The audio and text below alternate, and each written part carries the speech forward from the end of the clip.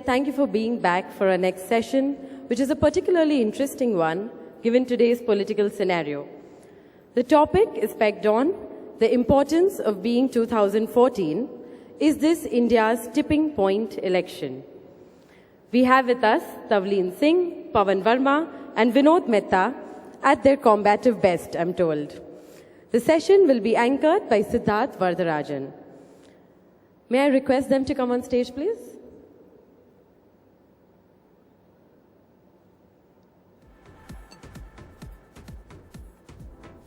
Tavleen Singh is the author of 4 books, Kashmir, A Tragedy of Errors, Lollipop Street, or Why India Will Survive Her Politicians, Political and Incorrect, and Darbar. She writes 4 weekly political columns in English for The Express and 1 that is syndicated to various regional papers, and in Hindi for Amar Ujala and Jansatta. Pavan K. Verma is a graduate of St. Stephen's College, New Delhi, where he studied history and received the first position. Subsequently, he acquired a degree in law. His career as a diplomat has seen him serve in several countries, including New York and Moscow. His assignments in India include that of Press Secretary to the President of India, spokesman in the Ministry of External Affairs, Joint Secretary for Africa, Director General of the Indian Council for Cultural Relations, New Delhi, and Indian Ambassador to Bhutan. Pavan K. Verma took voluntary retirement from the Indian Foreign Service in 2012 to enter public life and is presently the cultural advisor to Shri Nitish Kumar, the Chief Minister of Bihar. Vinod Mehta has founded and edited numerous publications, among them India's first Sunday paper, the Sunday Observer, the Indian Post, the Independent, and the Pioneer. Currently, he is the editor-in-chief of the Outlook Group, which brings out 10 magazines, including the weekly news magazine Outlook. Vinod Mehta has authored biographies of Sanjay Gandhi and Meena Kumari, and in 2001, published a collection of his articles under the title, Mr. Editor, How Close Are You to the PM? Siddharth Vardarajan, our moderator for the session, is Deputy Chief of the National Bureau of the Times of India. He has reported on several important political events from Kashmir and the Royal Palace massacre in Nepal, to Pakistan, the weapons inspection crisis in Iraq, and the Taliban regime in Afghanistan. Before his current assignment, he was an editorial writer for the same newspaper. Mr. Vardarajan, may I request you to take on the session from here, please? Yeah, hi. I should correct my author bio. It's 10 years old. Apologies for the same, really. I just want to clarify, I do not work with the Times of India. But I did used to. Welcome everybody to the session. You might well ask what a session on hardcore politics has to do with a literature festival. But I suppose each of our panelists today, speakers today, has, they're all writers, and they've written extensively on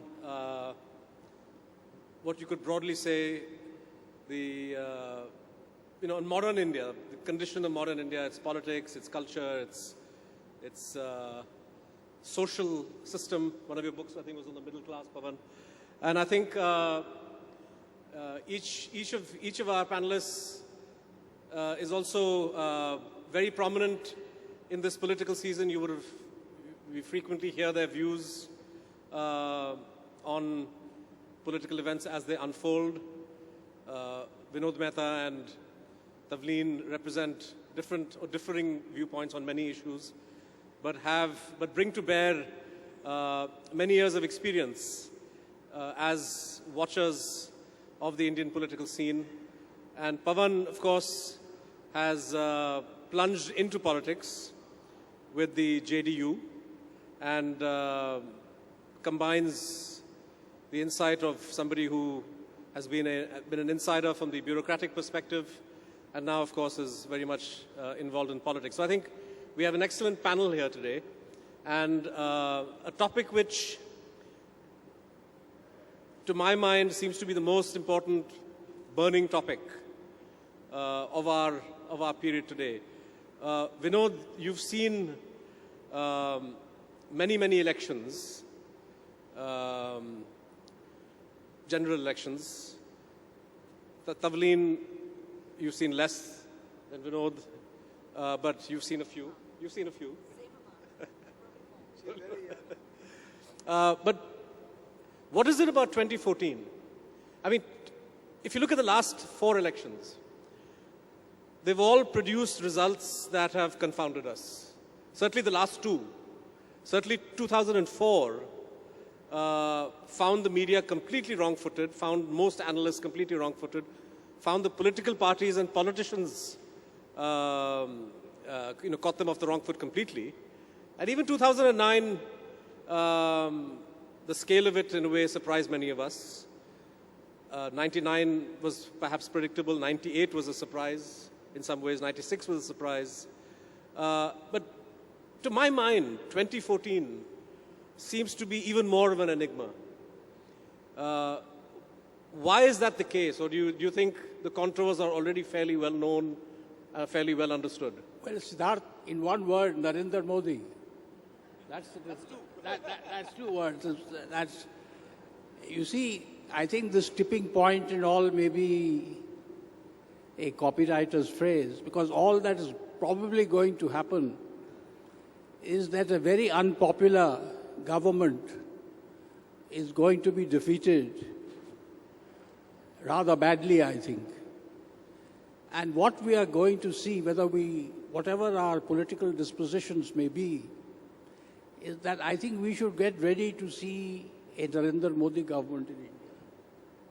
Now, I know all kinds of things are said, that he hasn't got any support in the south and the east, etc. But I am not a Narendra Modi supporter.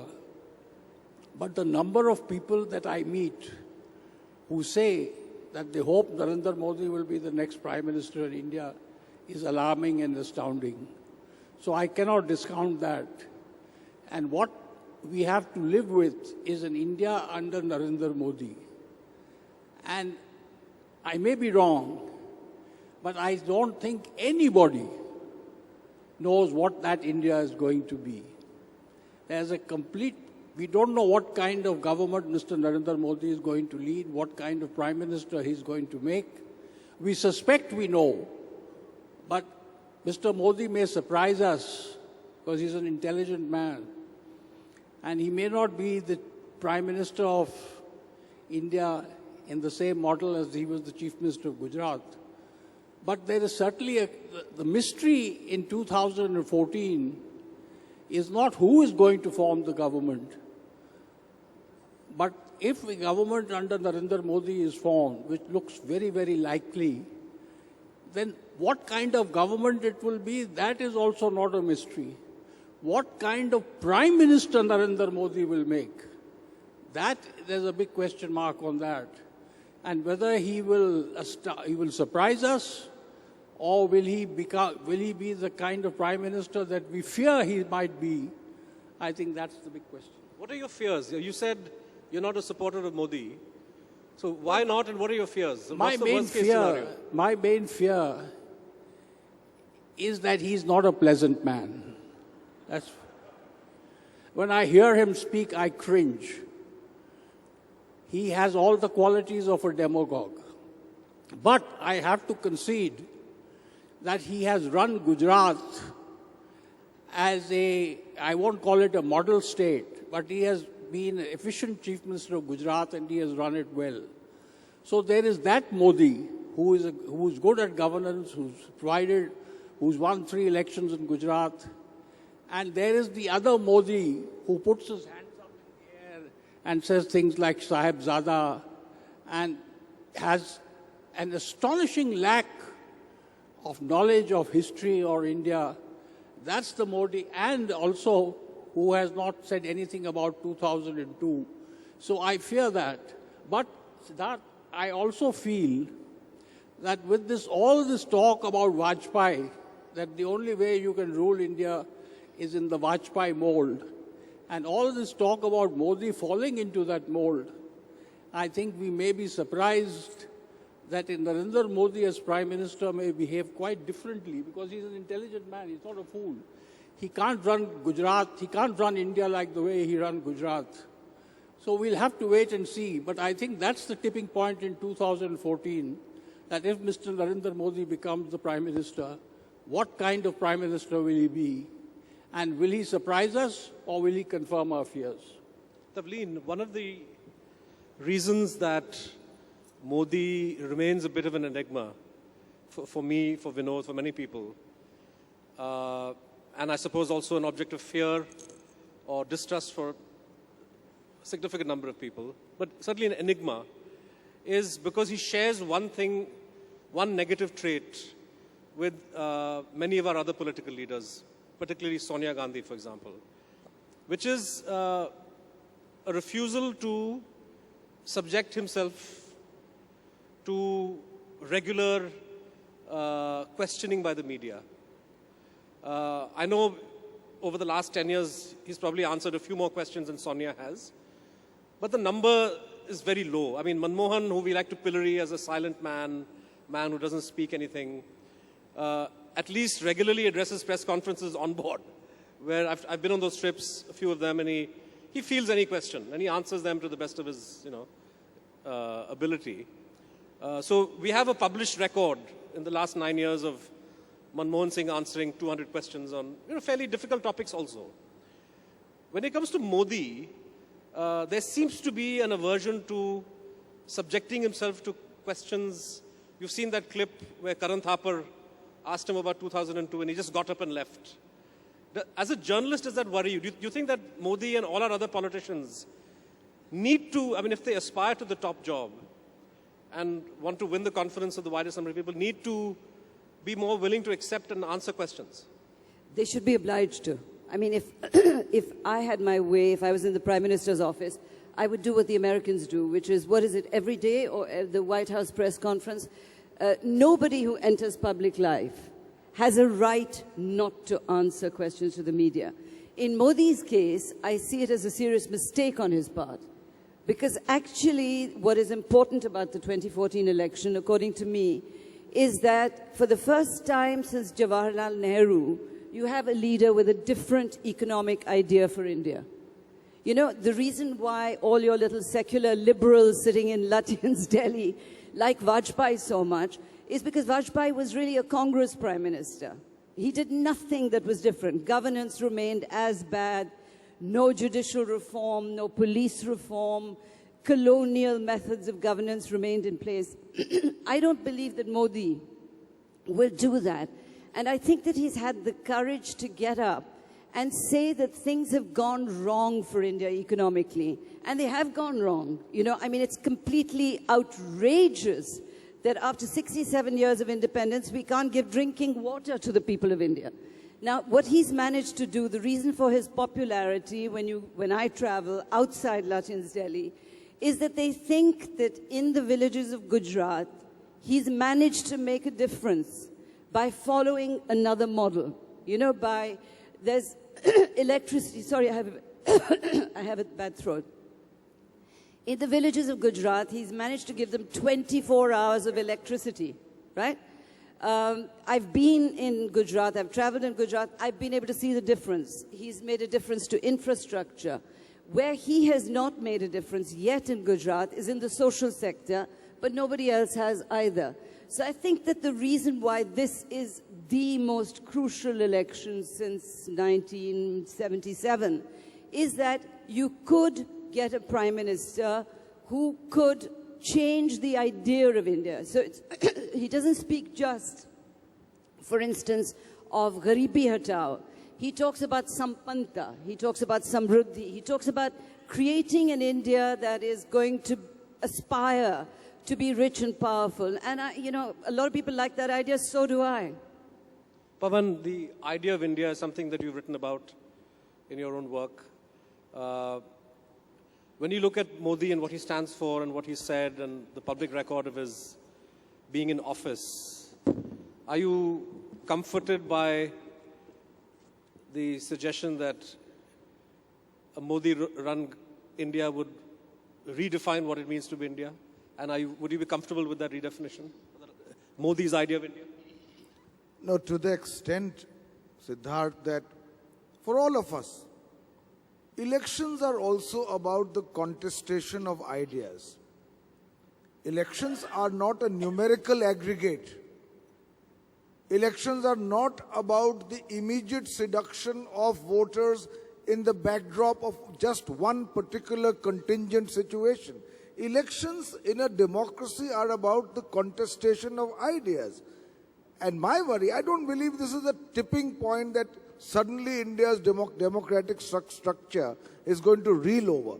But it is a definitive election because for the first time, we have an aggressive and ambitious leader who is self-consciously articulating a vision for India which is muscular in temperament, intolerant towards other faiths, and self-righteously a believer in the narrow definition of Hindutva.